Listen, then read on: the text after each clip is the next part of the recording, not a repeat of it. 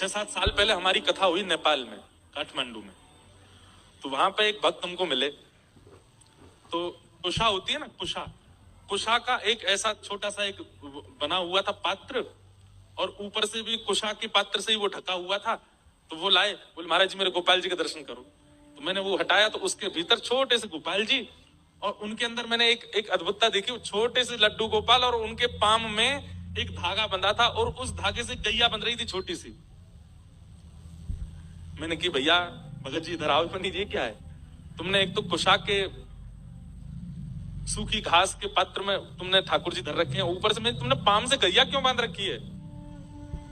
तो उनके नेत्र सजल हो गए, बोले महाराज जी हम ज्यादा धनवान नहीं हैं, हमारी स्थिति ऐसी है कि हमको कोई कुछ दे देता है तो हम पा लेते हैं।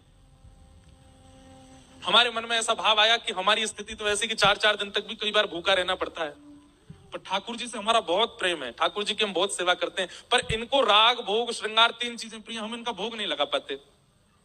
इसलिए हमने भावना रखी है, एक छोटी सी गैया हमको किसी ने दे दी, तो वो गैया हमने भीतर छोड़ रखी है, और हमने लाल जी से कह रखा है जब जब आपका मन हुआ करे तब आप इनका जो है दूध पी लिया कीजिए, और हमें छोड़ के मत जाइएगा, भले ही चाहे गैया के दूध से ही पेट भर लो, हमें छोड़ के मत जाना कभी। और वो क्या बोले पता है आपको, सुन के आश्चर्य होगा, बोले महाराज जी ठाकुर जी के लिए भोग तो मैं रोज नहीं लगा पाता, पर रोज थोड़ी बहुत घास तोड़ करके गैया के सामने डाल देता हूँ भीतर। मैंने क्यों, बोले गैया पालेगी तो दूध बनेगा, ठाकुर जी दूध पी लिया करेंगे। मैंने कहा भैया तेरी भावना। हमने कही भाई हो सकता है 56 भोग लगाने वाले को छोड़ के चले जाए, पर तुझे छोड़ के नहीं जाएंगे ठाकुर जी, तुम्हारी जो भावना है। ने एक सी धातु की गैया को घास खिलाते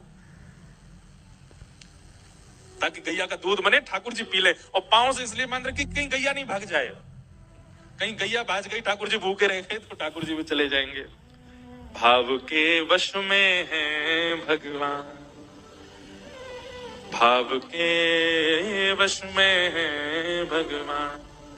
ठाकुर जी व्यवस्था से नहीं आते, ठाकुर जी आपके धन से नहीं आते, ठाकुर जी आपके रूप से नहीं आते, ठाकुर जी आपकी सुंदरता से नहीं आते, ठाकुर जी तो केवल आपके भाव से आएंगे, रुकेंगे।